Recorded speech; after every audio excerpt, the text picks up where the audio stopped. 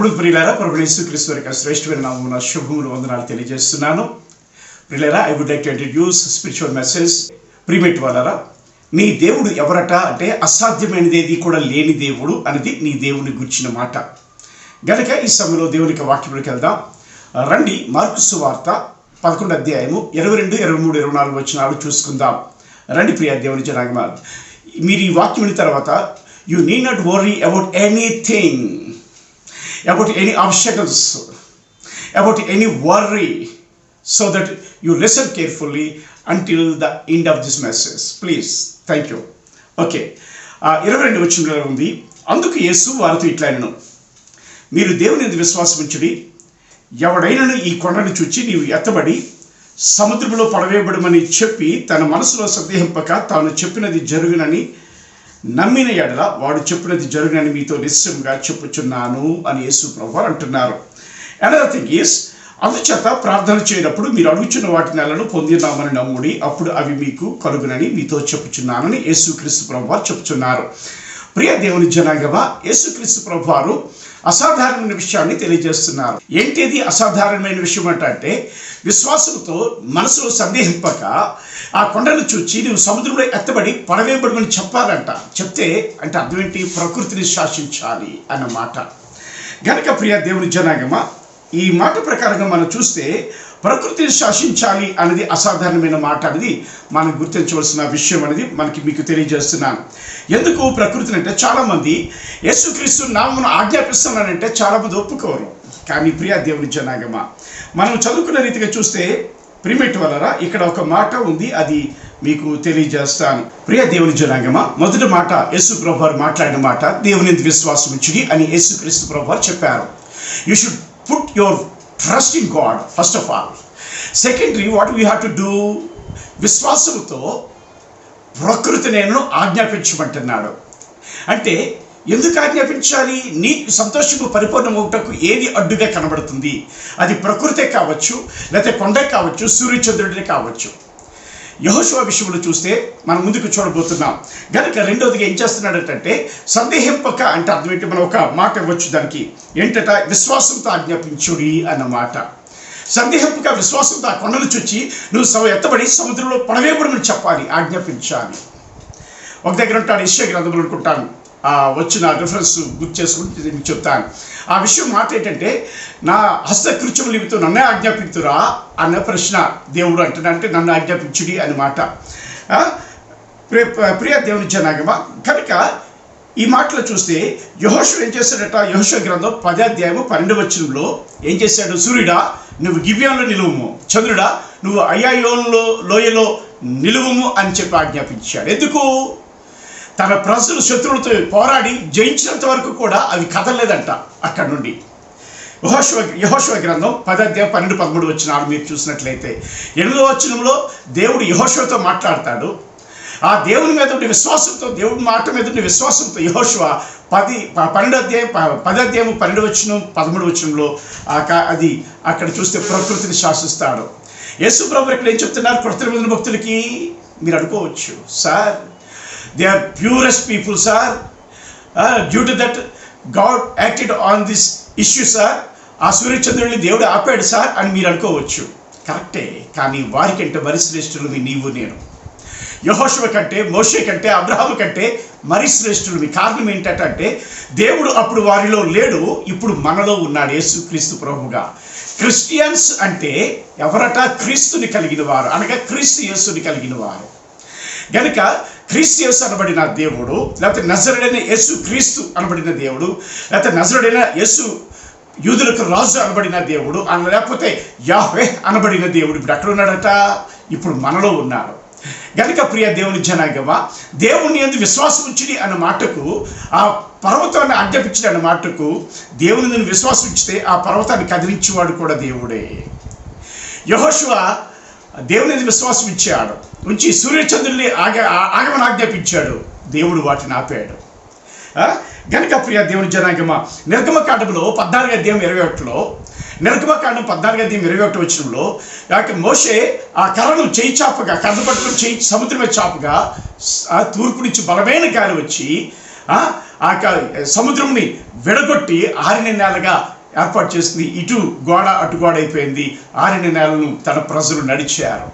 ప్రియ దేవుని కుమారుడా, దేవుని కుమార్తె, లేకపోతే ఎవరొస్తురాలా, దేవుడు నీకు విజయం ఇవ్వలేదని వాడిపోతున్నావని నిరసించి కృంగిపోవాల్సిన పని లేదు. మీ దేవుడు నీ పక్షాన్ని యుద్ధమాడి మీ సంతోషము పరిపూర్ణం అవటానికి చేయగల దేవుడు. కనుక దేవుని విశ్వాసం ఉంచిన యేసుక్రీస్తు ప్రభువు ఎందుకు చెప్పారటంటే, ప్రియ దేవుని జనాంగమా, దేవుని ఎదుకు వచ్చేవాడు ఆయన ఉన్నాడనియు తను వెతికి వారికి ఫలము దయచేవాడనియు నమ్మవలను కదా అని హెబ్రీయులకు రాసిన పత్రిక 11:6 చెప్పుచున్నది. కనుక యేసుక్రీస్తు ప్రభువు కూడా ఒక మాట అంటున్నారు. యోహాను సువార్త 14:1 మీరు దేవుని యందు విశ్వాసం ఉంచుచున్నారు, నా యందు కూడా విశ్వాసం ఉంచుడి. Additional information. దేవుని యందు మీరు విశ్వాసం ఇచ్చారు, నా యందు కూడా విశ్వాసం ఉంచుడి. ఎందుకంట మీరు నా 11 వెళ్ళేసరికి మీరు నా నామమున నన్ను ఏమి అడిగినను తండ్రి కుమారుని యందు మహిమపరచబట్టుకు నేను దాన్ని చేతును అని అన్నాడు. అంటే ఏ లిమిట్ లేకుండా. కనుక మీరు మీకు కొన్ని కారణాలు బట్టో లేకపోతే ఇబ్బందులు బట్టో మొత్తానికి ఏదో రీతిగా మీరు ప్రయత్నించారు, ఎగ్జామ్స్ విషయంలో ప్రయత్నించి ఫలించడానికి చూశారు, కానీ ఏదో డిస్టర్బెన్స్ వచ్చింది, ఫెయిల్యూర్ అయ్యారు. మీ ఉద్యోగ విషయంలో ఏదో డిస్టర్బెన్స్ కలిగించాడు దుష్టుడు, సాతానుడు, ఫెయిల్యూర్ అయ్యారు. మీరు దొంగతనం నాశనం చేయడానికి వస్తాడన్నట్లుగా అపవాది చేత మీ మనశ్శాంతిని దొంగిలించాడు, మీలో మారని రోగములు పెట్టాడు. అది ఎట్టిదైనప్పటికీ కూడా ప్రియా దేవుని జనాంగమా, నీవు విశ్వాసంతో ఆజ్ఞాపించి దేవుని విశ్వాసంతో ఆజ్ఞాపిస్తే అది మట్టుమాయమవుతుంది. ప్రియమెట్టి దేవుని జనాంగమా, ఇక మనం సౌత్ ఆఫ్రికాలో ఉంటాను. టీబీ జాషువా గారు కొన్ని కోట్ల మందికి దేవునికి స్వస్థతను ప్రకటించారు. ఆయన చేయి వేస్తే చాలు ఆ యొక్క కాలు పొడవైపోయేది, ఇరిగిపోయిన ఎముకలు సైతము సెటరేట్ అయిపోయేవి, వారి నుండి క్యాన్సర్ సైతము, వారి నుండి క్షుద్రశక్తులు సైతము, వారి నుండి ఫెయిల్యూర్ సైతము, వారి నుండి ఎటువంటి ఇష్యూ అయినప్పటికీ కూడా అన్ని సాల్వ్ అయిపోయాయి. ఎందుకంటే మనుషుడికి అనగా యేసుక్రీస్తునందు ఉండే విశ్వాసకి అసాధ్యమైనది కూడా లేదు. నీ దేవుడికే కాదు, నీ దేవుని విశ్వాసం ఉంచిన నీకు కూడా అసాధ్యమైనది ఏది లేదు. కనుక నీవు నీరసించిపోయి కృంగిపోవాల్సిన పని లేదు. You should not fear, you should oppose them. ఒకనొక రోజు ప్రియా దేవుని జనంగా, ఒకనొక రోజు ఏంటి, దేవుని కృపలో ఉండగలుగుతున్నాము కనుక దేవుడి వర్తమానం ఇచ్చి బలపరిచాడు నన్ను, కృంగిపోయిన పరిస్థితి కలిగిన వాడని. కానీ బలపరిచిన దేవుడు ఈ వర్తమానం ఇచ్చాడు. ఈ వర్తమానం 2 చర్చిల్లో పంచుకున్నాను. ఈరోజు పబ్లిక్గా మీకు అందరికీ తెలియజేయడానికి ఇష్టపడుతున్నాను ప్రియా దేవుని జనాంగమా. 3ది ఏంటంటే, అది కలుగుతుంది, అలా జరుగుతుంది. ఎవరు జరిగించేవారు? దేవుడు జరిగించేవాడు. ఎందుకు? ఆయన విశ్వాసం ఇచ్చుచున్నాము కనుక. 2వది ఏంటట, సూర్యచంద్రులు ఎవరు ఆపారు? దేవుడు ఆపాడు. సృష్టికర్త ఆపాడు సూర్యచంద్రుల్ని, యెహోషువ ఆజ్ఞాపించగా. మోషే చేయిచాపుగా దేవుడు తూర్పు గాలి చేత రాత్రంతా కూడా కొట్టింపచేసి ఆరిన నేలను ఏర్పాటు చేశాడు దేవుడు. ప్రియా దేవుని జనాంగమా, కాబట్టి ప్రిమిట్ వలన అదే అంత మాత్రమే కాదు, కానీ ఇక్కడ చెప్తున్నాడు. అపోస్తలుల కార్యముల గ్రంథంలో చూస్తే 3:6-7 చూస్తే, మా దగ్గర వెండి బంగారం లేవు కానీ పేతురు యోహాను ఏమంటారు? ప్రభువు యేసు నామమున లే అని అంటారు. ఎవరికి? పుట్టికుంటువాడికి. అంటే విశ్వాసులకి అసాధ్యమైనది ఉందా అంటే లేదు. ప్రియ విశ్వాసి, నీవు దేవునికి ఇష్టడివి. యేసుక్రీస్తు ప్రభువారు నిన్ను తన ప్రాణము పెట్టినంతగా ప్రేమిస్తున్నారు. నేను చనిపోవటానికి వెళ్ళాను కొన్ని నిరాశల చేత. ఆ రోజుల్లో నేను అన్యుడిగా ఉండేటప్పుడు, ఆ దేవుని నమ్ముకోరినప్పుడు, నేను చనిపోవటానికి వెళ్ళినప్పుడు యేసుక్రీస్తు ప్రభువారు మాట్లాడి, ప్రియమేటి వాళ్ళరా, ఈ రోజు వరకు నన్ను బ్రతికించి ఉంచారు. కారణం ఏంటంటే ఆయన ప్రేమ. అని అంటున్నారు, నా కుమారుడా, నువ్వు మరణించిన చేత నాకు ఎంత మాత్రం దుష్టుడా, నువ్వు మరణించిన చేత నాకు ఎంత మాత్రం సంతోషం లేదు. నువ్వు నా వైపు తిరిగితే నేను నీకు నూతన హృదయం ఇస్తాను, నూతన స్వభావాన్ని కలుగు చేస్తాను, రాతి గుండెని తీసివేసి మాసు గుండె నీకు ఇస్తాను. నా క్రియలు అంటే దైవిక విలువలు కలిగిన వాడిగా ఉండటానికి కావలసిన రీతిగా నేనే నా ఆత్మను నీ యందు ఉంచి అలాగే మలుచుకుంటానన్నప్పుడు నేను చనిపోవటానికి వెళ్లకుండా ప్రభువు నమ్ముకున్నాను. ఈరోజు మీ మధ్య సేవకుడిగా ఉన్నాను కనుక ప్రియ దేవుని జనాంగం. తర్వాత ఐటీ జాబ్ వచ్చినా దాన్ని తృణీకరించి నా అక్క చెల్లెలు చెప్పారు, నా అన్నదమ్ముడు చెప్పాడు, నా తల్లి చెప్పింది, నా తండ్రి చెప్పాడు, నా మారటం చెప్పింది, అందరూ చెప్పారు. అందరూ చెప్పినప్పటికీ కూడా ఉద్యోగం చేయలేదు. నేను దేవుని సేవకే వచ్చాను. ఎందుకు? చనిపోతే నాకు ఈ బ్రతుకుండదు కదా. బ్రతికించిన యేసుక్రీస్తు ప్రభువారు, తన ప్రాణంతో సమానంగా నన్ను ప్రేమించిన యేసుక్రీస్తు ప్రభువారు చెప్పిన మాట విని నేను చనిపోవటానికి వెళ్ళాను. నేను వెనుదిరిగి ప్రభువుని అంగీకరించాను. నా జీవితం మారింది. ప్రియ దేవుని జనాంగమా, కనుక చనిపోతే సాధించింది ఏంటంటే నిత్య నరకానికి వెళ్తాను. బలవంత మరణం అయితే నరకానికి వెళ్తాను. ఎవరైనా ఒకవేళ నువ్వు ఫెయిల్యూర్స్ చనిపోవడానికి తెగిస్తున్నావేమో, భయపడుతున్నావేమో, నీకు తెలియక, నీ శక్తి అంటే నీకు తెలియక నువ్వు ఓడిపోతున్నావేమో. కానీ ఈరోజు యేసుక్రీస్తు ప్రభువారు చెప్తున్నారు, ఆయన యందు నువ్వు ఉన్నట్లయితే, నీ యందు ఆయన మాటలు ఉన్నట్లయితే నీకు ఏది ఇష్టమో అడుగుడి అని యోహాను సువార్త 15:7 అడుగుతున్నాడు. 8వ వచనంలో పరలోకమందున్న నా తండ్రి మహిమపరచబడతాడని చెప్తున్నాడు, మీరు సంతోషంగా ఉంటే. కనుక దేవుని ఉద్దేశం, ప్రియ కుమార్తె కుమారుడా, నీవు సంతోషంగా ఉండాలని దేవుని ఉద్దేశం. దేవుడు పడి ఉంటున్నాడు. నీకు అసాధ్యమైంది లేనివాడిగా, లేని దానిగా నేను నిలబెట్టని ఆశపడుతున్నాడు. అందుకే దేవుని విశ్వాసం ఉంచుడు అన్నాడు. ప్రకృతిని అనగా కొండను శాసించుడి అన్నాడు, ఆజ్ఞాపించుడు అన్నాడు. మనసులో సందేహింపక అది జరుగుతుంది అన్నాడు. అంటే జరిగించేవాడు ఆయనే అని చెప్తున్నాడు. కాబట్టి ప్రియ దేవుని జనాంగమా, ఈ మాట చెప్తున్నాను. ఒకరోజు జరిగిన సంఘటన ఏంటంటే, నేను కార్లో ప్రయాణం చేసి వైజాగ్ నుంచి శ్రీకాకుళం వస్తున్న సమయంలో ప్రిమేట్ వల్ల వారు కారులో ఉండేటువంటి ఇద్దరు సంభాషిస్తున్నారు. ఆయన అడిగారు, పాస్టర్ గారు, ఇంతవరకు మీరు సెల్ ఫోన్ ఓపెన్ చేయకుండా, గేమ్లు చూడకుండా, ఏవి చూడకుండా అలాగ ఉన్నారు, మీ మొహంలో పాస్టర్ గాక వెలుగు కనబడుతుంది కనుక మేము పాస్టర్ గారు అంటే అవునా కాదండి అని అడిగాడు. అవునండి అన్నాను. అయితే మా కోసం ప్రార్థన చేయండి. అయితే మా భార్య భర్తలు ఇద్దరు కూడా, మేమిద్దరు కూడా ఉద్యోగస్తులు, మా పిల్లలు హాస్టల్లో జాయిన్ అయ్యారు. అయితే భార్య ప్రేమ ఆప్యాయతలు, భర్త ప్రేమ ఆప్యాయతలు, లేకపోతే పిల్లల యొక్క ప్రేమ ఆదరణ ఆప్యాయతలు అనేవి మా కుటుంబంలో లేదండి. ఎంత సంపాదించిన డబ్బు పెరిగిపోతుంది కానీ మనశ్శాంతి లేదు, సంతోషం లేదు, తృప్తి లేదండి అన్నాడు. ఆ సమయానికి ఒక పెద్ద ఆయన, ఒక మంచి కోటీశ్వరుడు అనబడిన ఒక పెద్ద ఆయన, ఆ కారులో ఏదో సందర్భంలో ఆయన కారు రాక ఫెయిల్ చేయడం మొత్తానికి ఆయన వచ్చారు. ఆయన అంటారు, లేదు మేషారు, ఎందుకు 3 నెలలు చెప్పినట్లు చేయండి, మీరు మీ భార్య ఒకే ఊర్లో ఒకే దగ్గర మీరు ఉద్యోగాలు పొందుకుంటారు, అసాధ్యమైంది ఇది లేదు మీకు అన్నాడు. ఏంటంటే, నేను ₹1,00,00,000 కోసం, నా భూమి అయితే 36 లక్షలకి వాల్యూ వస్తుంది, కానీ నాకు ₹1,00,00,000 అవసరం కనుక నాకు ₹1,00,00,000 అవసరం అని చెప్పి అడిగినప్పుడు ఒక ఆయన నాకు సలహా ఇచ్చాడు. ఆ సలహా ప్రకారంగా తెల్లవారు 3 గంటలకు లేచి ప్రకృతిని, యూనివర్స్కి ప్రార్థించాను. ప్రతిరోజు కూడా నాకు సుమారుగా 6-7 నెలల తర్వాత నా భూమి ఒక కంపెనీ కూడా వచ్చి కొనుక్కున్నాడు, ₹1,00,00,000 వాల్యూ వచ్చింది. కనుక మీరు కూడా, నేను మీకు గ్యారెంటీ ఇస్తున్నాను, రాసమంటిస్తాను. ఏంటది అంటే, మీరు కూడా 3 నెలల పాటు తెల్లవారు లేచి 3వ గంటకు లేచి మీరు అలా ప్రార్థన చేస్తే జరుగుతుందండి, యూనివర్స్ ప్రకృతి తల్లి మీకు ఇస్తుందండి అన్నాడు. నేను అంటాను, ప్రిమేట్ వలరా ఆయన చెప్పింది సత్యమే అంట, వాస్తవం అంట. సత్యం అనగానే వాస్తవం అంటాను. ఎందుకు వాస్తవం అంటున్నానంటే, ప్రియ దేవుని జనాంగమా, దేవుడు ఆదికాండము 10వ అధ్యాయంలో చూస్తే ఆ యొక్క నిమ్రోదు ఉంటాడు. వాడు 11వ అధ్యాయంలో బాబేలు గోపురమును ఆ యొక్క పట్టణమును ఆకాశమంతగా కట్టడానికి సిద్ధపడి కట్టడం ఆరంభిస్తారు. కొంతవరకు వెళ్తుంది పని. అప్పుడు దేవుడు వారి కట్టడానికి చూడడానికి దేవుడు పరలోకం నుంచి, అంటే బియాండ్ ద యూనివర్స్ నుండి దిగి చూశానంటాడు. ఇక మీదట వీరు చేయదలుచు ఏ పైనను చేయుటకు వీరికి ఇక ఆటంకమేమీ కూడా ఉండదు అన్నారు. దేవుడే అన్నాడు, యేసు ప్రభువారు అన్నారంటే అర్థం ఏంటి ప్రియ దేవుని జనాంగం అంటే, మనిషికి ఆ సామర్థ్యం ఉంది. ఎందుకు? దేవుడు పెట్టిన ఆత్మ మనుషులు ఉంది కనుక, ఆత్మ నిశ్చయిత, ఒక నిశ్చితం, ఒక నిశ్చయిత ఉంటే ఏదైనా సాధిస్తాడు మనుషులు అనే సాధారణమైన పవర్ మనుషుల్లో ఉంది. ఒకటోదిగా. రెండవదిగా ప్రియ దేవుని జనాంగమా, 8వ కీర్తనలో చూస్తే, 8వ కీర్తన ఏముందట అంటే, ప్రియ దేవుని జనాంగమా, 8వ కీర్తన 5వ వచనం అనుకుంటాను, 5వ చరణంలో మనుషుడిని జ్ఞాపం చేసుకుంటుకోవాడు ఏపాటువాడు అంటే, అక్కడ 3 విషయాలు చెప్పబడతాయి. మొదటి ఏంటంటే, దేవుని కంటే కొంచెం తక్కువ వాడు. రెండోది మహిమ ప్రభావం అనే కిరీటము. మూడోది దేవుడు ఇచ్చిన అధికారం. ఈ 3 చెప్పబడతాయి. అందులో మధ్యది ఏంటంటే మహిమ ప్రభావం అనే కిరీటం ఉంది. అంటే నీ బ్రెయిన్లో positive enzymes, negative enzymes enzymes ఉన్నాయి. ఎండోఫిల్ కార్టిసాల్ అనే ఎంజైమ్స్ కూడా ఉన్నాయి. చాలా ఎంజైమ్స్ ఉన్నాయి, నెగిటివ్ అండ్ పాజిటివ్. కనుక నీ బ్రెయిన్ ఉండే పవర్ ఏంటట, ప్రకృతిలో నుంచి నీకు కావలసింది లాక్కొనగలిగే శక్తి బ్రెయిన్లో ఉంది. కనుక ఆయన చెప్పింది కూడా వాస్తవమే. కాబట్టి ప్రియ దేవుని జనాంగమా, నిమ్రోదు విషయంలో, వారి విషయంలో మనుషులు చేయదలిచి ఏ పైన చేయటకు ఆటంకమేమీ వారికి ఇక్కడ ఉండదు అని చెప్పాడు దేవుడు. అదే దేవుడు ఏమంటున్నాడట 8వ కీర్తన 5వ వచనంలో అంటే, ఆ యొక్క మహిమ ప్రభావం అనే కిరీటం ఉందట.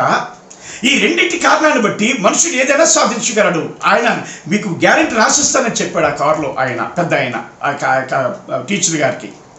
నేను నవ్వుకున్నాను.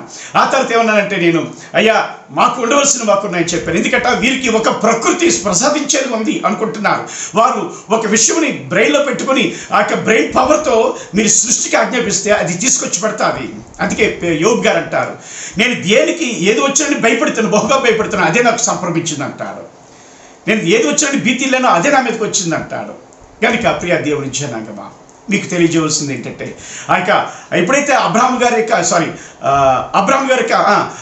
యొక్క పేరు అబ్రహాంగా మార్చబడ్డారో, శారాయి గారి యొక్క పేరు శారాగా మార్చి పిలుచుకున్నారో, దాని పవర్ వల్ల కూడా ప్రియ దేవుని జనాంగమా వారు పాజిటివ్ థింకింగ్లోకి వచ్చారు, పాజిటివ్గా పిలుచుకోవడం మొదలెట్టారు. కనుక వారి వాటమి కూడా విజయంగా మార్చబడ్డాలి. అయితే ప్రియ దేవుని జనాంగమా, ఈ రోజున అంశం ఏంటంటే దీన్ని బట్టి చూస్తే అంటే దేవుడికి అసాధ్యమైనది ఏది ఉందా అంటే దేవుడికి అసాధ్యమైనది లేదు. Nothing is impossible for God. As well as God as his son or daughter, for you also nothing is impossible for you. నీకు అసాధ్యమైనది కూడా లేదు. కనుక what you have to do, you have to believe, you have to trust on God, because he has to do that one. కనుక ప్రియ దేవుని జనాంగమా, ఈ రోజున అవసరం ఏంటంటే nothing is impossible for you. నీకు అసాధ్యమైనది కూడా లేదు. ఎందుకు లేదట? ఏమీ లేదు. అన్యుడు అనబడిన ఆయనకే ప్రకృతిని, యూనివర్స్ని శాసించి తనకు కావాల్సిన ₹1,00,00,000 ఆ యొక్క భార్య భర్తలు కావాల్సిన ఉద్యోగం ఒకే దగ్గర ఉండడమో అది సాధించుకోగలము అని నిర్ధారణ ఉంటే, సృష్టికర్త అయిన దేవుని యొక్క కుమారుడి కుమార్తెవి నీకెంత నిర్ధారణ ఉండాలి? నీకెంత బలం ఉందో తెలుసా? నీ బలము తెలియక నువ్వు వాపోతున్నావు, నీ బలం తెలియక నువ్వు కృషించిపోతున్నావు, నువ్వు కృంగిపోతున్నావు, చివరికి చనిపోవటానికి కూడా ప్రయత్నిస్తున్నావు. జాగ్రత్త. యేసుక్రీస్తు ప్రభు వారు నాతో అన్నారు, మనుషుడా నువ్వు నశించిన చేతులకు ఎంత మాత్రం సంతోషం లేదన్నారు. అదే రీతిగా ఈరోజు దేవుని బిడ్డలైన మీరు నశించుట చేత, కృంగిపోవడం చేత, మరణించుట చేత, లేనిపోని ప్రయత్నం చేసుకుని చనిపోవడానికి ప్రయత్నించుట చేత దేవునికి సంతోషం లేదు. నీవు బాగుండాలి, నీ జీవితం తృప్తికరంగా ఉండటానికి, సంతోషం ఉండటానికి ఏది కావాలనుకుంటున్నావో అది నీ పట్ల జరిగించడానికి దేవుడు ఇష్టం కలిగి ఉన్నాడు. కనుక ఈరోజు మాట్లాడమని దేవుడు ప్రేరేపించాడు. ప్రియ దేవుని జనాంగమా, ఏంటది ఈరోజు మన అంశం? Nothing is impossible for us. మనకి అసాధ్యమైనది ఏది లేదు. యాజ్ సన్స్ ఆఫ్ గాడ్, మనకి నిజమైన సృష్టికర్తకి బిడ్డలుగా మనకి అసాధ్యమైనది ఏది లేదు. మనుషుడికి ప్రకృతి ఆధారం అనుకుంటున్నాడు. బ్రెయిన్ కెమికల్ దాన్ని పట్టుకొని ప్రకృతి దేవుడు అనుకొని దాన్ని శాసిస్తున్నాడు. శాసించి కావాల్సిన ₹1,00,00,000 తెచ్చుకున్నాడు ఆయన. మరి అంతకంటే ఎక్కువేముందట నీలో అంటే సృష్టి యావత్తు సృష్టి అంటే ఏంటి? పాలపంతలు ఉండేటువంటి ఈ భూమి ఆకాశం నక్షత్రాలు అనుకుంటున్నామేమో కాదు. దేవుడు ఇలాంటి పాలపొంత గ్యాలక్సీ లాంటివి కొన్ని కోట్లు ఉన్నాయి. సైన్యములకు అధిపతి యెహోవా, సృష్టికి ఆవరణ ఉన్నవాడు ఆయన. ఆయనకి టైం లిమిట్ లేదు, ఆయనకి మ్యాటర్ లిమిట్ లేదు, ఆయనకి మ్యాటర్ లిమిట్ అనేది లేదు. కనుక ప్రియ దేవుని జనాంగమా, సృష్టికర్త అన్న ఆయనకు ఏమన్నదట? సైన్యం ఉన్నది. కనుక నీ దేవునిది విశ్వాసం ఇచ్చితే నీకు అసాధ్యం ఏది లేదు. కనుక భయపడతావా? నువ్వు భయపడవలసిన పని లేదు. ఎందుకంటే నీకు ఎన్నున్నాయి చూపిస్తాను చూడండి. సాధారణమైన అన్యుడికి ఎక్కడుంది? చెప్తే సాధారణమైన అన్యుడికి 2 క్వాలిటీస్ ఉన్నాయి. ఏంటట? మనుషులు చేయదలుచు ఏ పని చేయటకు వారికి ఆల్తకి మేము ఉండదని దేవుడే సాక్ష్యం ఇచ్చాడు, ఒక సామర్థ్యం. రెండోది మహిమా ప్రభావాన్ని కిరీటం, అంటే నెగిటివ్ అయినా పాజిటివ్ అయినా లాక్కొని తెచ్చుకొని కలిగే క్యాపబిలిటీ మనుషుల యొక్క బ్రెయిన్లో ఉంచాడు. నీ బ్రెయిన్లో దేవుడు ఇచ్చాడు. నువ్వు ఎంత విలువైన దానివో, ఎంత విలువైన వాడవో తెలుసా? నీకుండే సామర్థ్యాన్ని ఉపయోగించుకోకుండా ఓడిపోయి చేతగాని వాడుగా, చేతగాని దానిగా అయిపోయి ఏమైపోతున్నావట? కృషించిపోతున్నావు. నువ్వు కృషించిపో నిమిత్తం లేదు. నీ దేవుడు జీవము గల దేవుడు, సృష్టికర్త అయిన దేవుడు నీ దేవుడు. ఆ సృష్టికర్త అయిన దేవుడిని పేతురు గారు ఏమంటారు తెలుసా? ప్రభువా నీవే అయితే నేను ఈ నీటి మీద నడిచొచ్చడానికి సెలవి అంటాడు. రమ్మన్నప్పుడు పేతురు గారు నీటిని శాసించారు, నీటి మీద నడవగలిగారు. చుట్టుపక్కల చూసిన మునిగిపోయాడు, కానీ తర్వాత మళ్ళీ యేసు ప్రభు వారు పిల్లపట్టుకు లేపి మళ్ళీ నీటి మీద నడిపించి పడవలోకి తీసుకెళ్ళగలిగారు. అంటే ప్రియ దేవుని జనాంగమా, దేవుని విశ్వాసం ఉంచితే నువ్వు ప్రకృతిని సహితం శాసించి నీ జీవితానికి పోరుబాట వేసుకోగలవు. ఈ చిన్న సమస్యలే నీకు ఎక్కువ అనిపిస్తుందా? చిన్న ప్రేమికురాల సమస్య ఎక్కువ అనిపిస్తుందా నీకు? లేకపోతే చిన్న ఫెయిల్యూరే నీకు భారంగా అనిపిస్తుందా? లేకపోతే నీకు వచ్చిన సమస్య ఇక నాకు జీవితం లేదు, మరణమే శరణ్యం అనుకుంటున్నావా? ఆయన సర్వశక్తి గల దేవుడు, ఆయన సైన్యములకు అధిపతి యెహోవా. తన బిడ్డల సంతోషం కొరకు ఎర్ర సముద్రం ఆపగలిగాడు, సూర్య చంద్ర నక్షత్రాలు ఆపగలిగాడు, నీటి మీద నడిపించగలిగాడు. ఇప్పుడు ఏమంటున్నాడు? విశ్వాసంతో నీవు విశ్వసించి ఏం చేయాలట? నీ జీవితానికి అడ్డుగా కొండ ఉంటే ఆ కొండని తీసి సముద్రం పొడవేయబడమని చెప్తే ఆ భూమి చదురైపోద్దంట, నీకు అడ్డు తొలగిపోతుంది. కాబట్టి నువ్వు ఎందుకు కురిగిపోతావు? మొదటిది సృష్టికర్తని దేవుడు, బలవంతుడైన దేవుడు నీకున్నాడు. యెషయా గ్రంథంలో ఏమంటాడంటే ఎవరైనా మన కుమారుడు అనుగ్రహించబడడం, మన శిశువు పుట్టిన మన కుమారుడు అనుగ్రహించబడడం, ఆయన భుజముల మీద రాజ్యభారం ఉంది, ఆశ్చర్యకరుడు, ఆలోచనకర్త, నిత్యులకు తండ్రి, సమాధానకర్త యొక్క అధిపతి, బలవంతుడైన దేవుడు అని మాట ఉంది. నీ దేవుడు దేన్నైనా శాసించి నీకు మేలు చేయగలడు. అందుకే యేసు ప్రభువు అంటారు, మీరును మీ యందు నా మాటలు నిలిచి ఉండి అట్లా మీకు ఏది ఇష్టమో అడుగుడి, అది మీకు నేను అనుగ్రహిస్తాను. ఎందుకు? మీరు సంతోషంగా ఉన్నప్పుడు తండ్రి మహిమపరచబడతాడు. కుమారుని యందు తండ్రి మహిమపరచబడుతున్న కావాలి అంటున్నాడు. కాబట్టి ప్రియ దేవుడు జనాంగమా, నీకు బలమైన దేవుడు ఉన్నాడు. మొదటిది ఆ సాధారణ మనుషులకు ఉండేటువంటి ఆ యొక్క సామర్థ్యం ఉంది నీకు. రెండోది, మూడోది ఏంటంటే నీ బ్రెయిన్ కెమికల్ అనే ఫంక్షనింగ్ ఉంది, దాంతో కూడా శాసించి నీకు కావాల్సిన జీవితాన్ని సంపాదించుకోగలవు. మూడోది, నాలుగోది ఏంటంట, యేసుక్రీస్తు ప్రభువు అన్నారు. ఏమన్నారు? యోహాను సువార్త 14:1 మీరు దేవుని విశ్వాసం ఇచ్చుతున్నారు, నా యందు విశ్వాసం ఇచ్చుడి. మీరు నా నామమును 13 చూస్తే 14-13 చూస్తే, మీరు నా నామమును దేనిని అడుగుదో అది తండ్రి కుమారుని మహిమపరచబట్టుకు నేను చేస్తాను, అనుగ్రహిస్తాను.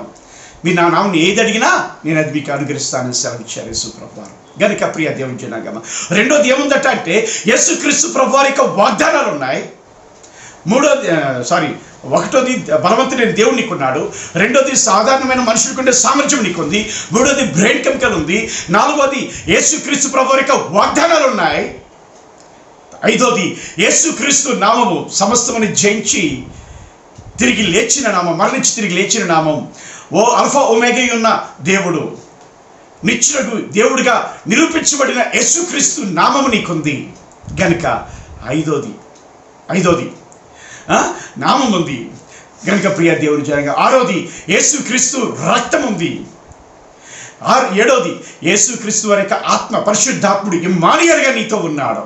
గనుక ఇన్ని ఉన్న నీవు చేతగాని వాడికి ఎందుకు చనిపోవడానికి ప్రయత్నిస్తావు? చేతగాని దానికి ఎందుకు కృంగిపోతావు? అసాధ్యమైనది లేని దేవుడు నీ దేవుడు.